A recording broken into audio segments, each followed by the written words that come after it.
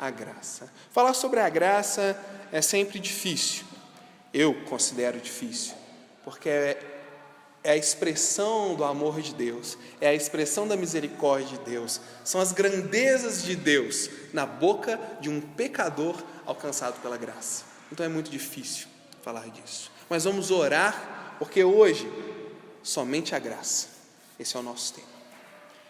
Senhor Deus, nós te pedimos que o Senhor fale conosco hoje.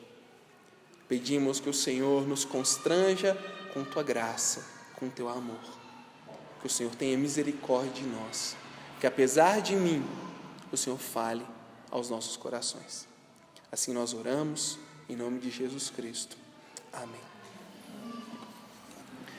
Imagina a seguinte situação. No seu trabalho, imagine-se aí um funcionário de alguém. Você é chamado na sala do seu chefe.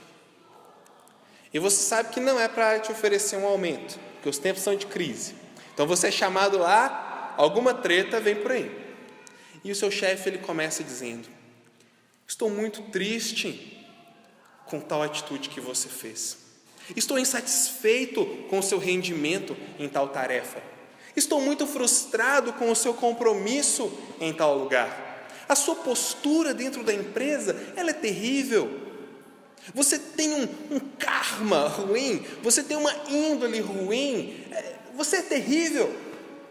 Eu mal vejo esperança para você. Você é um funcionário que só erra. Você é um funcionário que não acerta uma. Te dei todas as oportunidades possíveis. Você se sentiria bem? Fala a verdade. É gostoso ouvir isso? Provavelmente você nunca ouviu, porque são todos muito competentes. Mas deve ser muito ruim, por isso que é para você imaginar. Imagine-se ouvindo isso. Agora, entra mais na situação. Se enxergue lá na sala do seu chefe e ele, em você. E ele fala todas essas coisas ruins. Mas aí ele olha para você e diz assim: mas, apesar disso tudo, eu não vou te demitir. Como você se sentiria? Eu acho que se sentiria bem. Provavelmente, enquanto ele falava todos os seus defeitos, você estava pensando aí: minha batata está assando, de hoje eu não passo, chegou a hora. Mas quando ele vem e coloca esse mas, e ainda acrescenta esse apesar, você fala: ele vai falar pelo menos uma coisinha contrária a tudo isso. E ele colocou um mas na sua história profissional, que te salvou.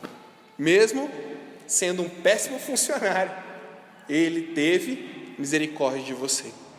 Sabe uma boa definição para graça que eu pensei? Graça é quando Deus coloca um mas na sua história. Isso é graça. Eu vou ler algo para você aqui.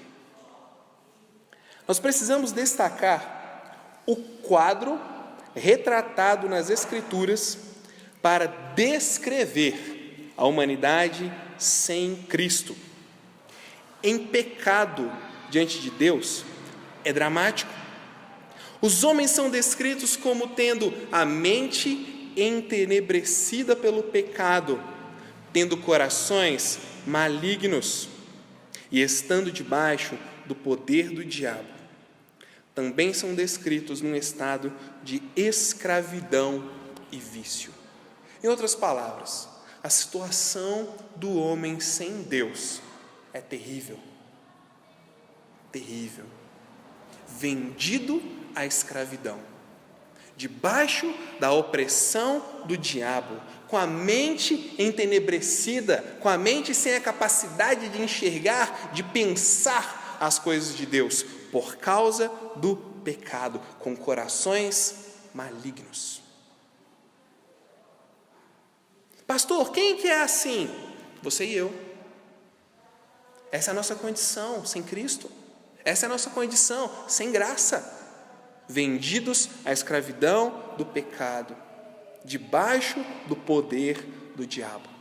Abre sua Bíblia em Efésios capítulo 2.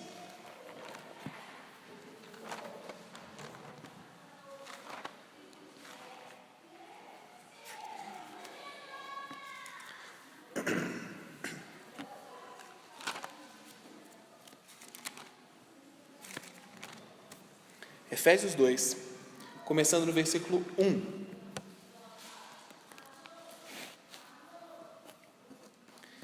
Ele vos deu vida, estando vós mortos nos vossos delitos e pecados, nos quais andastes outrora, segundo o curso deste mundo, segundo o príncipe da potestade do ar, do espírito que agora atua nos filhos da desobediência, entre os quais também todos nós andamos outrora, segundo as inclinações da nossa carne, fazendo a vontade da carne e dos pensamentos, e éramos por natureza filhos da ira, como também os demais. Mas Deus, olha o mas de Deus na história do homem, mas Deus, sendo rico em misericórdia, por causa do grande amor com que nos amou, e estando nós mortos em nossos delitos, nos deu vida juntamente com Cristo.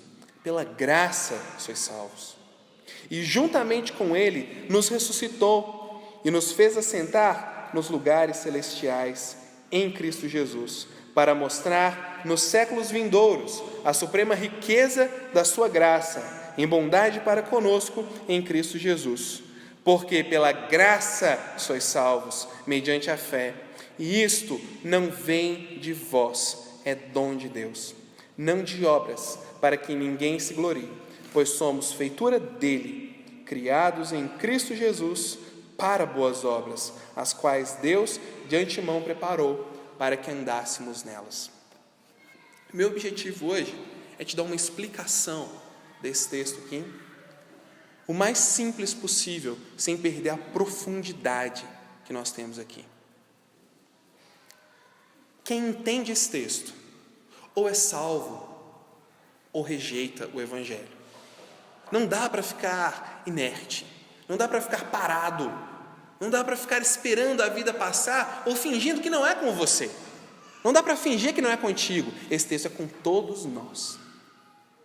Independente da circunstância, independente do grau de pensamento, do grau social, esse texto é para todos nós. Porque ele já começa dizendo: vocês estavam mortos.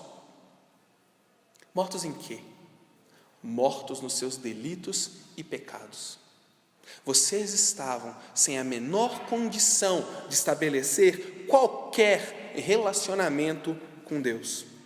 Vocês estavam mortos nesses pecados que escravizavam, que suprimiam qualquer coisa boa que pudesse ser encontrada em vocês, apesar de termos boas ações eventuais. Pecados que eram segundo o curso deste mundo, segundo o príncipe da potestade do ar. Vocês estavam escravizados por pecados que eram arquitetados, organizados, direcionados pelo diabo mesmo, pelo inimigo. E vocês estavam lá. Todos nós, mortos, vendidos a isso, vivendo algo planejado, organizado, exclusivamente por Satanás, entre os quais todos nós andamos outrora. Coloca todo mundo no mesmo barco. Nós que já cremos, nós também já andamos nesse pecado, não é? Nós também já fomos escravos das nossas inclinações da carne. O que é isso, né? Inclinações da carne. Pessoal, é viver assim, onde o seu nariz aponta, você vai. Onde é gostoso, onde está legal para você, onde está legal para mim, a gente vai. Isso é viver de acordo com esse mundo, de acordo com o príncipe da potestade do ar, segundo as inclinações da nossa carne. É não ter critérios morais. Se é bom, eu faço. Se dá prazer, eu faço. Se dá lucro, eu faço. Se é legal, eu vou. Isso é condição de morto espiritualmente. Cedíamos à vontade da carne, mas não só da carne, dos pensamentos. A nossa forma de pensar também estava corrompida. O jeito como a gente pensa não era capaz de nos levar a Deus. Por mais que a gente se esforçasse, por mais que a gente tentasse e lesse todos os livros do mundo e tivesse os melhores professores do mundo, a nossa forma de pensar está afetada, manipulada pelo pecado e nos controla. e nos molda e nos leva para o pecado. E éramos, por natureza, filhos da ira. O nosso destino era a ira de Deus, a inimizade com Deus, a total separação de Deus. Que situação! Mortos espiritualmente, escravos do pecado, vivendo exclusivamente para o prazer, para a autossatisfação, para aquilo que agrada, resumindo, vivendo exclusivamente para nós mesmos. Agora, olha o perigo disso. Eu vivendo para mim mesmo, com uma mente e carne comandadas por desejos pecaminosos. A Bíblia chama isso de morte. A Bíblia coloca essas pessoas, que somos nós, como filhos da ira, destinados à ira. E isso aqui, gente, isso é muito sério.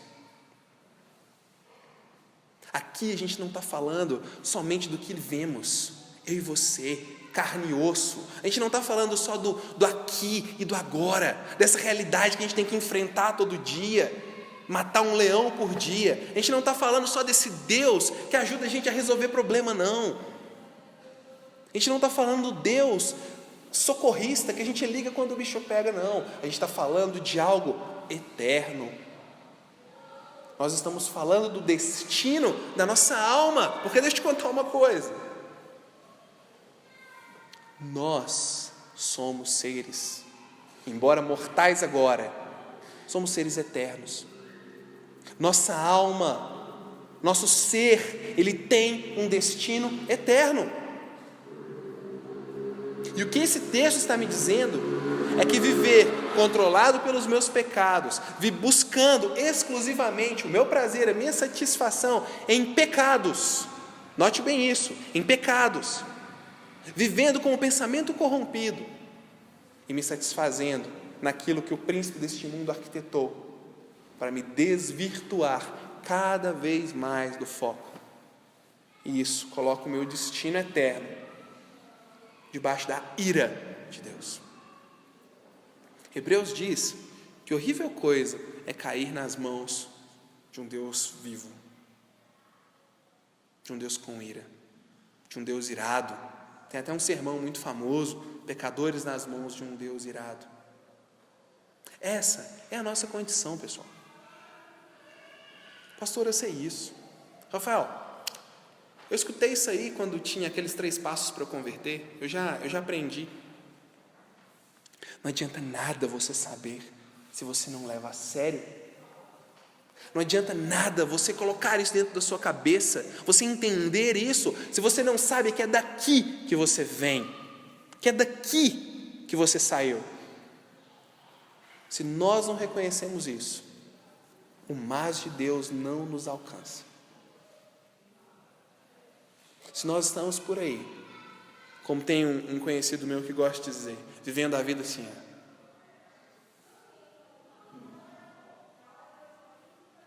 se nós estamos assim, nas coisas espirituais, tá legal, eu estou com grana, eu estou com saúde, eu tenho meus filhos, eu tenho minha faculdade, eu tenho minhas coisas, tá legal. Aqui para as coisas de Deus, cuidado.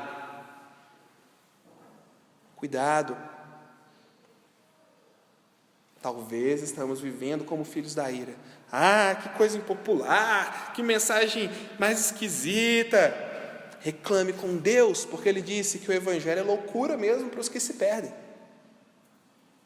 Mas é o poder de Deus. Para quem? Para quem ouve, não é?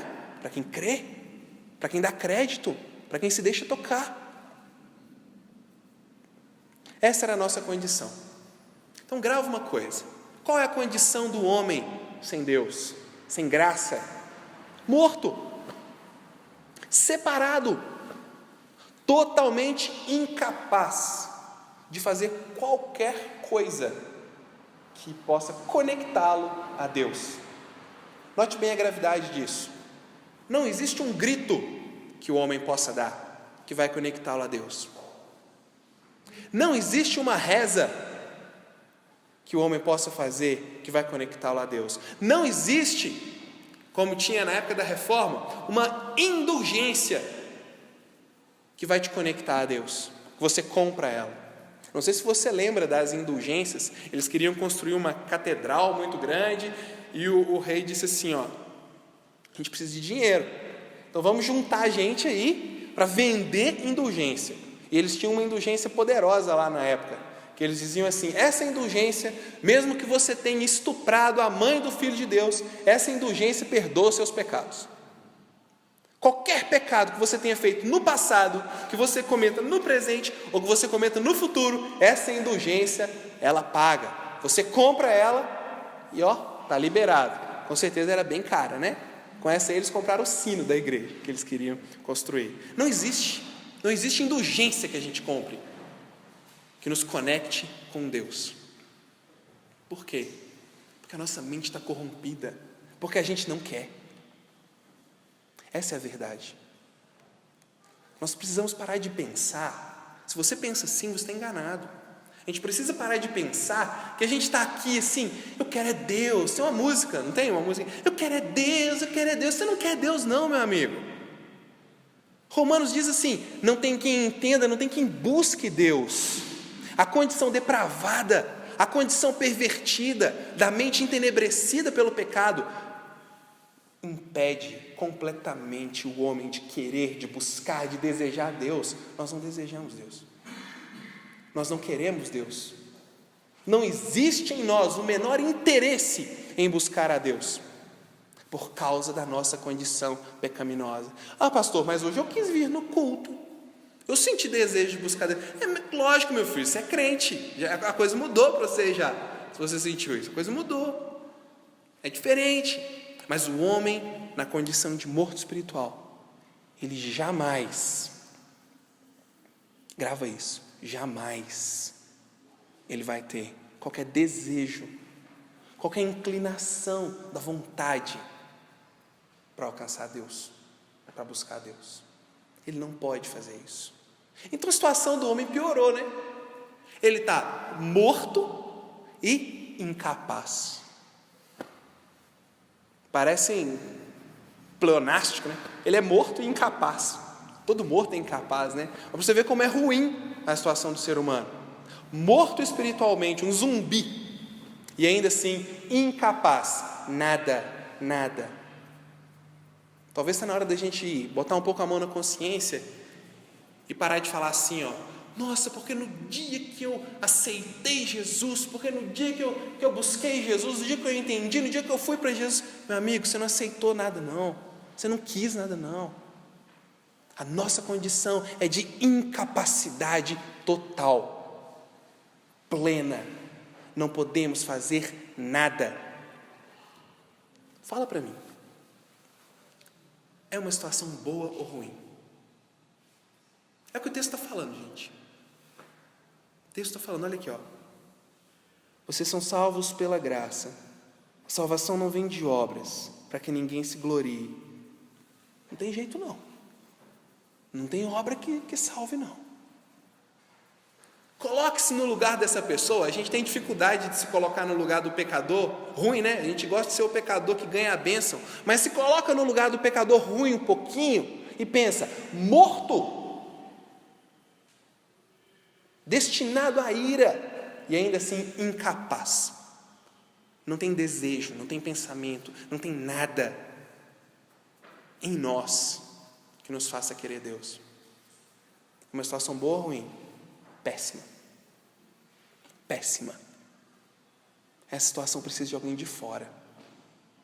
Alguém tem que fazer algo. Alguém tem que intervir. E é exatamente aqui, quando diz: éramos por natureza filhos da ira, como também os demais. Aqui, nessa última palavrinha, os demais, é como se toda a nossa angústia, toda a nossa dor, todo o nosso pecado, toda a nossa incapacidade chegasse aqui, no limite máximo. Condenados, filhos da ira, perdidos. Se a gente não tivesse o restante da carta aos Efésios, esse seria o texto de maior desesperança que eu poderia ler. Éramos por natureza filhos da ira, como também os demais. Mas acabou. Igual filme, quando você está assistindo um filme, você acha que vai dar tudo certo no final e de repente acaba assim. Aí você fica meio... E aí? Acabou? Morreu mesmo? Deu errado mesmo? Não é frustrante? Seria sim. Mas esse texto tem algo. Tem o mas de Deus. Éramos por natureza filhos da ira, estávamos perdidos, totalmente incapazes, mortos, mas Deus, alguém interferiu, alguém tomou a iniciativa, alguém fez algo, e não foi você, não fui eu, foi Deus. Quem tomou a iniciativa diante da situação do homem foi Deus. Deus interferiu. Mas Deus, sendo rico em misericórdia, por causa do grande amor com que nos amou, estando nós mortos em nossos delitos e pecados. Olha que ênfase interessante. Poderia ser assim: mas Deus, percebendo que ainda tinha um restinho de bondade naquele povo, mas Deus percebendo que tinha uma galerinha lá que ainda queria, tinha um povo lá que estava tentando, eles oravam para outro Deus lá, mas eles não entendiam, eles estavam tentando, então Deus teve misericórdia deles e foi lá. Não, ele é enfático, mas Deus, sendo rico em amor, sendo rico em misericórdia, mesmo estando tudo morto nos delitos e pecados, afundado na lama, mesmo assim, Ele nos deu vida, juntamente com Cristo. Ele nos deu vida por Cristo, através de Cristo, pela graça sois salvos. Aqui é o ápice da coisa. Perdidos, mortos, incapazes, totalmente separados de Deus. Deus interfere, Deus faz alguma coisa, Deus tem graça. Deus estende a mão, Deus arregaça as mangas e faz alguma coisa. Por quem? Por nós. Isso é graça. A definição de graça, ela é interessante. Favor, benevolência, presente, a palavrinha que nós gostamos de usar muito, imerecida. Uma influência divina sobre o coração humano e o seu reflexo na vida. Isso é graça. A influência divina sobre o nosso coração e o reflexo disso na nossa vida. Isso é graça. É Deus, Deus Todo-Poderoso, interferindo em quem estava morto. Vocês com certeza já viram algum documentário, alguma foto da época da Segunda Guerra Mundial sobre o nazismo. Você já viu fotos de campos de concentração? Você já viu as fotos das câmaras de gás? Só mais uma eu vou perguntar. Você já viu as fotos das valas que eles faziam para jogar os corpos? Você teria coragem de pular lá dentro?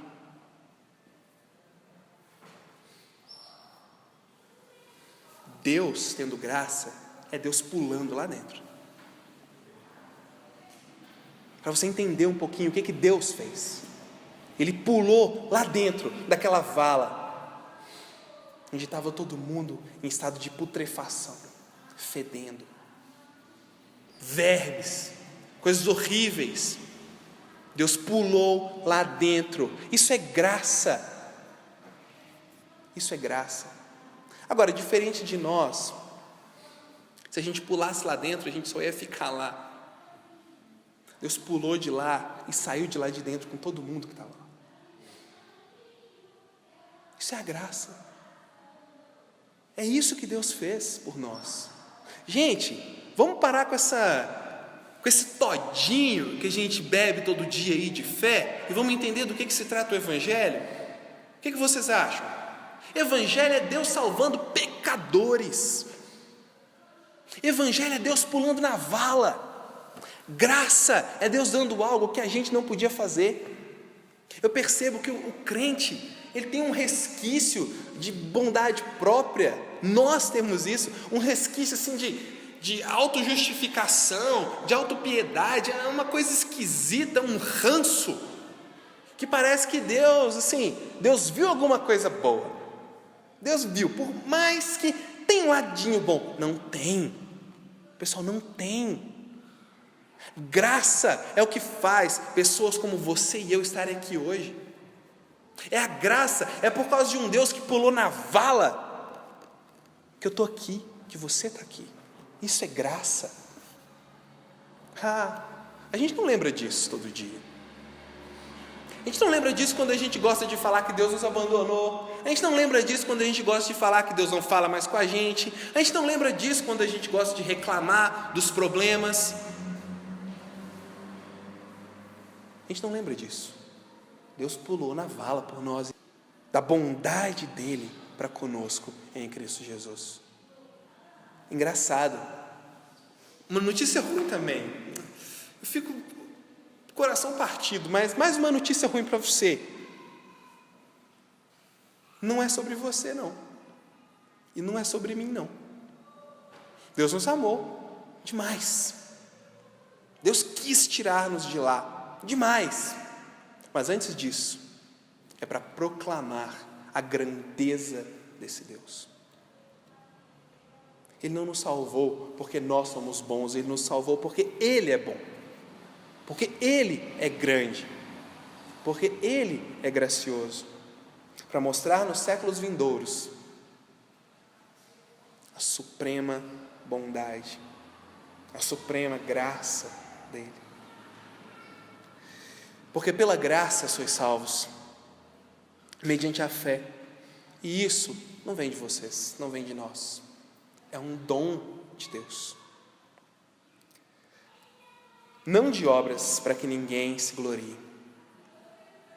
Pense comigo, nós pecadores, em algum momento descobrindo a solução para o nosso pecado. Imagine só, você entende até o versículo 3, você está morto, incapaz, completamente destinado à ira. Mas você descobre que quando você faz determinados rituais, quando você faz determinadas rezas, você consegue se justificar. Como você se sentiria? Pessoal, a gente fica feliz quando a professora colava uma estrelinha de honra ao mérito na nossa mão. Lembra disso? A gente ficava feliz quando a tia colava um carimbo de parabéns no nosso caderno. Imagine a nossa arrogância, proclamando ao mundo que descobrimos como ser salvos por nós mesmos. Não é por obras para que ninguém se glorie. É um dom de Deus. É engraçado isso, porque a graça, engraçado não, é profundo, porque a graça é o toque de Deus, a condição que Deus nos dá para reagirmos à sua oferta de fé, à sua oferta de salvação, e com fé nós respondemos, por causa da graça que Ele nos dá, por causa do toque que Ele nos dá, nós respondemos com fé. É tudo sobre Ele. É tudo sobre o que Ele fez, sobre o interesse dEle. Isso é graça. Deus está dando para nós o que nós jamais poderíamos conseguir. Pastor, eu parei de beber, eu parei de prostituir, eu parei de roubar, eu tenho uma vida honesta, eu tenho uma vida justa. Não interessa. Não interessa. Vai tudo para a vala com você. O que conta é o quanto a graça te alcançou. O que importa é o quanto você reconhece que isso aqui também é para você, que isso aqui não é só para alguns, isso também é para você. Pois somos feitura dele, criados em Cristo Jesus para boas obras, as quais Deus de antemão preparou para que andássemos nelas. Deus nos tira da vala, Deus nos dá graça, Deus nos concede salvação, para a gente se gloriar, para a gente mostrar o quanto a gente é bom, para a gente mostrar o quanto a gente mudou, para a gente ficar contando para o mundo o quanto agora eu sou diferente? Não. Para a gente brilhar para Ele. Para a gente mostrar nos séculos vindouros, como nós estamos fazendo hoje, 21 séculos depois, aproximadamente, dizendo que a graça dele nos alcançou. mostrando que a graça dele opera na nossa vida e mudanças acontecem. Isso é graça, pessoal. Isso é o Evangelho atuando em nós. Não se iluda, não caia no todinho que pregam por aí. Não caia nas lorotas do auto-merecimento, da auto-justificação. Graça, quando a gente entende que não podemos fazer nada e que Deus já fez tudo. O entendimento da graça é quando nós abrimos mão de tentar, reconhecemos que não vamos conseguir nada e deixamos Deus fazer tudo e respondemos apenas com fé. Somente a graça e nada mais. Talvez você, mesmo depois de crente, talvez você se sente justo demais. Pode ser. Talvez você se sinta honesto demais. Talvez você sinta que não precisa da graça, porque você já é bom. São realidades, mas que não mudam a graça, que não mudam o que Deus falou e que não mudam nossa condição. E o primeiro passo, eu diria, para experimentar essa graça, é reconhecer quem somos, de onde viemos e para onde vamos sem Deus. E é aí que a graça começa a atuar, influenciar o nosso coração para uma resposta positiva a Deus nas nossas atitudes. Que Deus te abençoe e que somente a graça, nada mais, alcance o nosso coração nessa noite. Vamos orar. Senhor Deus, nos ajude a experimentar, confiar e depender única e exclusivamente da Tua graça. Nos mostra quem somos. Em nome de Jesus eu te peço. Amém. Que a graça de Cristo esteja com você essa semana e te acompanhe. Nós estamos encerrados.